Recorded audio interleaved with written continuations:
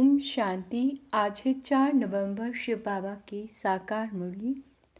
आज मीठे बाबा कहते हैं, मीठे बच्चे पावन बन गति सदगति के लायक बनो। पतित आत्मा गति सदगति के लायक नहीं। बेहद का बाप तुम्हें बेहद का लायक बनाते हैं। प्रश्न, पिता व्रता किसे कहेंगे?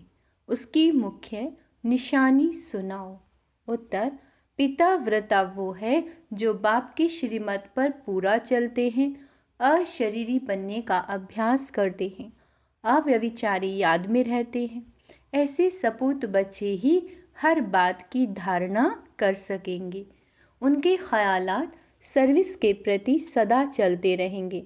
उनका बुद्धि रूपी बर्तन पवित्र होता जाता है। वह कभी भी फारकती नहीं दे सकते। गीत है मुझको सहारा देने वाले। ओम शांति। बच्चे शुक्रिया मनाते हैं, नंबरवार पुरुषार्थ अनुसार। सब एक जैसी शुक्रिया नहीं मनाते।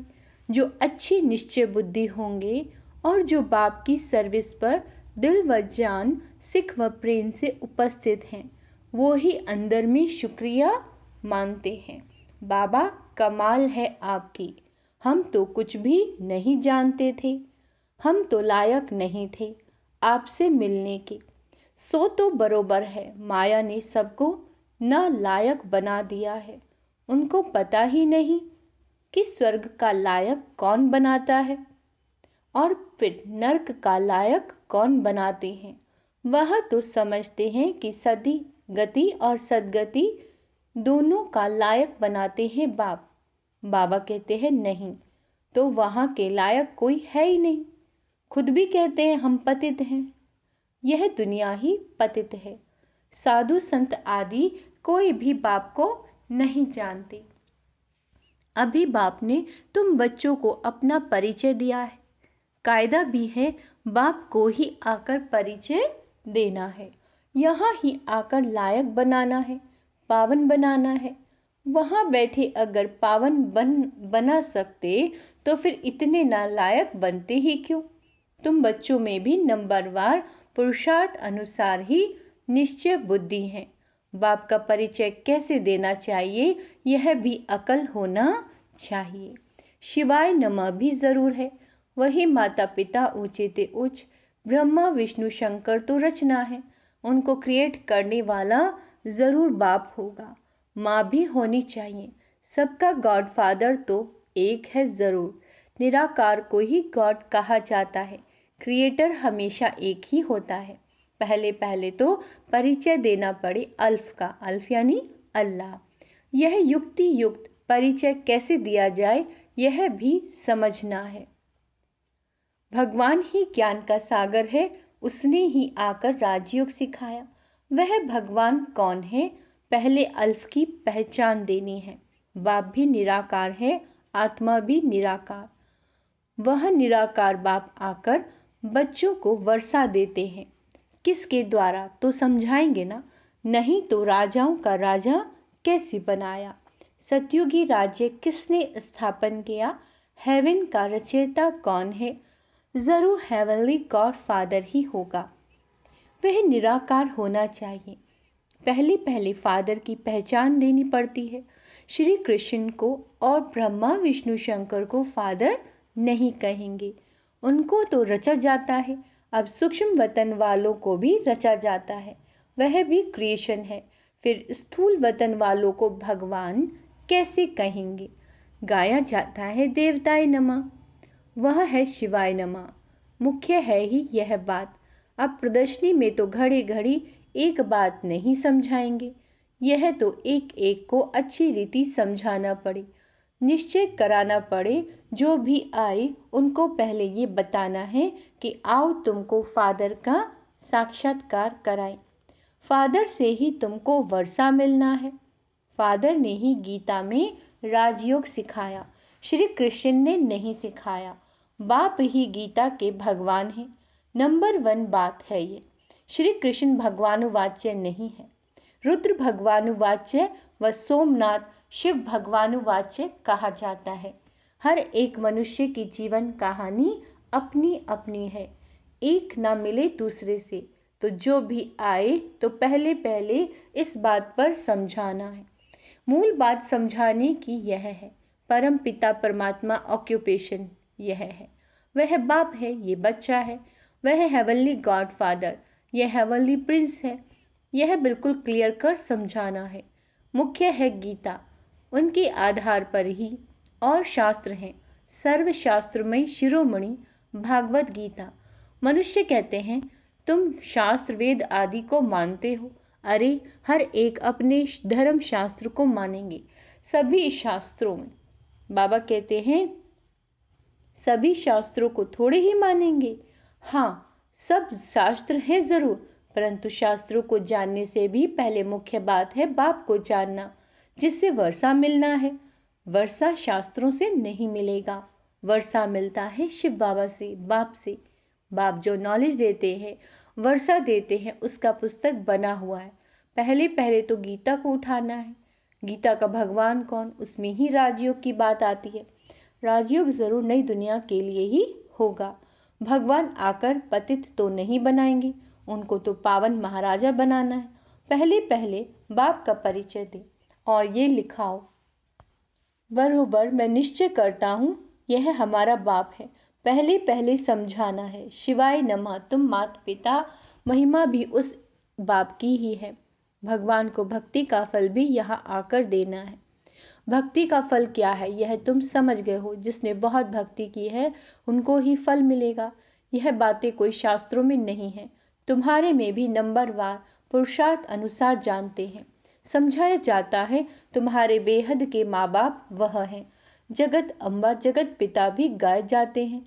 एडम और ईव तो मनुष्य को समझते हैं, ईव को मदर कह देते हैं। राइट वे में ईव कौन है यह तो कोई नहीं जानते। बाप बैठ समझाते हैं। हाँ, कोई फट से तो नहीं समझ जाएगा, पढ़ाई में टाइम लगता है। पढ़ते पढ़ते आकर बैरिस्टर बन जाते हैं। एम ऑब्जेक्ट जरूर है, देवता बनना है तो पहले पहले बाप का परिचय देना है। गाते भी हैं तुम माता पिता हम बालक तेरे, और दूसरा फिर कहते हैं पतित पावन नाव। तो पतित दुनिया और पावन दुनिया किसको कहा जाता है? क्या कलयुग अभी 40,000 वर्ष और रहेगा? अच्छा, भल पावन बनाने वाला तो वह एक बाप है ना, हेवन स्थापन करने वाला गॉड फादर। श्री कृष्ण तो हो न सके, वह तो वर्षा लिया हुआ है। वह श्री कृष्ण हेवन का प्रिंस है और शिव बाबा हेवन का क्रिएटर। वह है क्रिएशन फर्स्ट प्रिंस। यह भी क्लियर कर बड़े बड़े अक्षरों में लिखना चाहिए तो तुमको समझाने में सहज होगा। रचयिता और रचना का मालूम पड़ जाएगा। क्रिएटर ही नॉलेजफुल है, वही राजयोग सिखलाते हैं।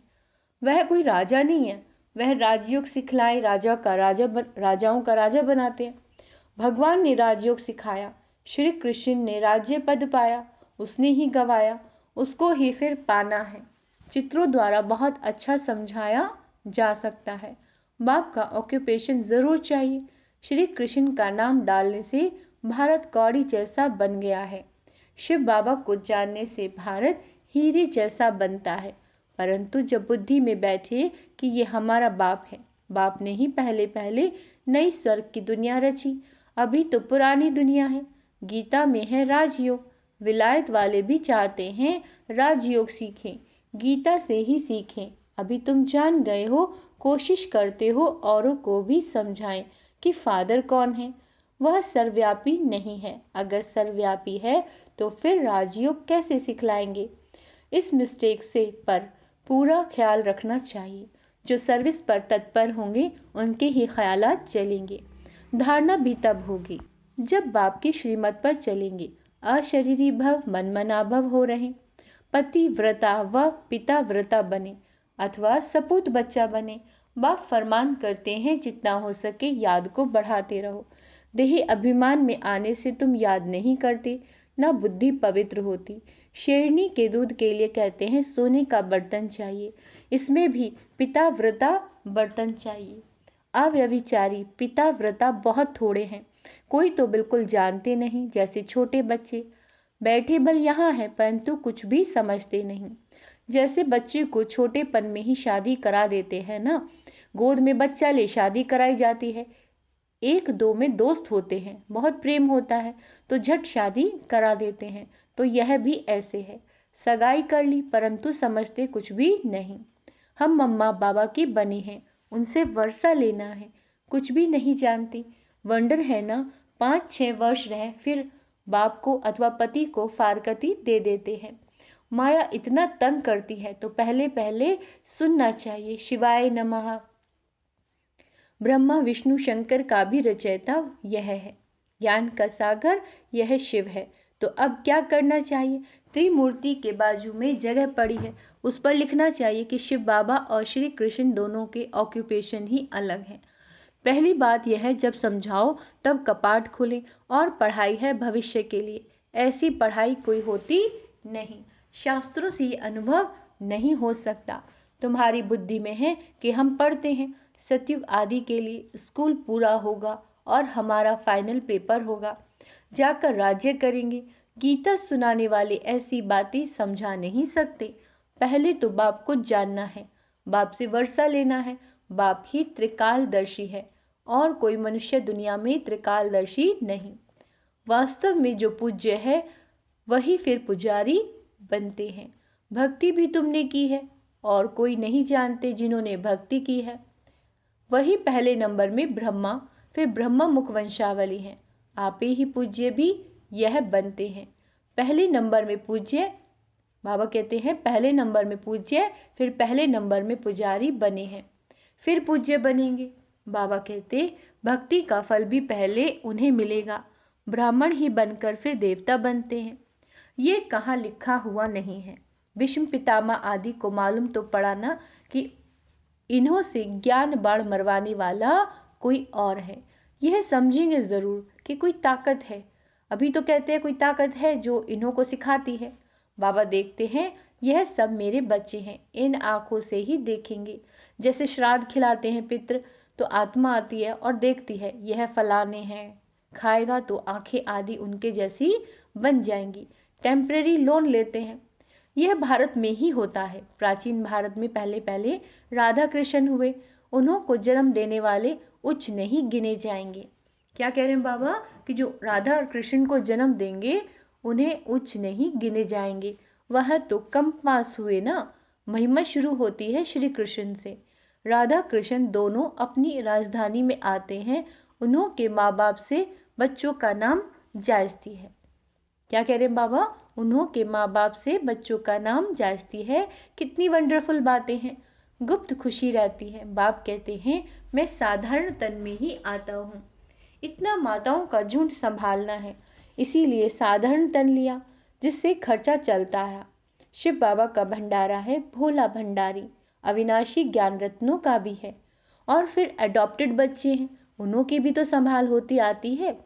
यह तो बच्चे ही जाने। पहले पहले जब शुरू करो तो बोलो शिव भगवानुवाच्य, वह सबका रचयिता है। फिर श्री कृष्ण को ज्ञान साकर गॉड फादर कैसे कह सकते हैं? लिखित ऐसे क्लियर हो जो पढ़ने से अच्छी रीति बुद्धि में बैठे। कोई कोई को तो 2-3 वर्ष लगते हैं समझने में। भगवान को आकर भक्ति का फल देना है। ब्रह्मा द्वारा बाप ने यज्ञ रचा, ब्राह्मणों को पढ़ाया, ब्राह्मण से देवता बनाया, फिर नीचे आना ही है। बड़ी अच्छी समझानी है। पहले ये सिद्ध कर बताना है श्री कृष्ण हेवनली प्रिंस है, हेवनली गॉड फादर नहीं। सर्वव्यापी के ज्ञान से बिल्कुल ही तमोप्रधान बन गए हैं। जिसने बादशाही दी उसको ही भूल गए। कल्प कल्प बाबा राज्य देते हैं और हम फिर बाबा को भूल जाते हैं। बड़ा वंडर लगता है ना। सारा दिन खुशी में नाचना चाहिए। बाबा हमको विश्व का मालिक बनाते हैं। अच्छा, मीठे मीठे सिकेला दे बच्चों प्रति माता पिता बाप दादा का याद प्यार और गुड मॉर्निंग। रूहानी बाप की रूहानी बच्चों को नमस्ते। हम रूहानी बच्चों की रूहानी बाप दादा को याद प्यार गुड मॉर्निंग नमस्ते। मीठे बाबा शुक्रिया, बाबा शुक्रिया।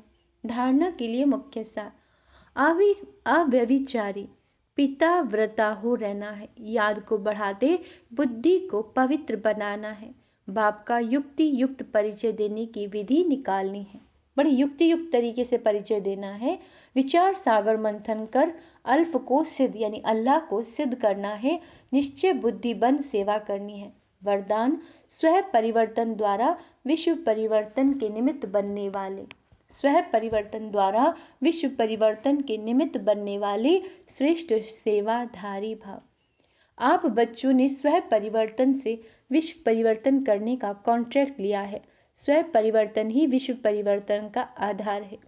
बिना स्वयं परिवर्तन के कोई भी आत्मा प्रति कितनी भी मेहनत करो परिवर्तन नहीं हो सकता, क्योंकि आजकल के समय में सिर्फ सुनने से नहीं बदलते, लेकिन देखने से बदलते हैं। कई बंधन डालने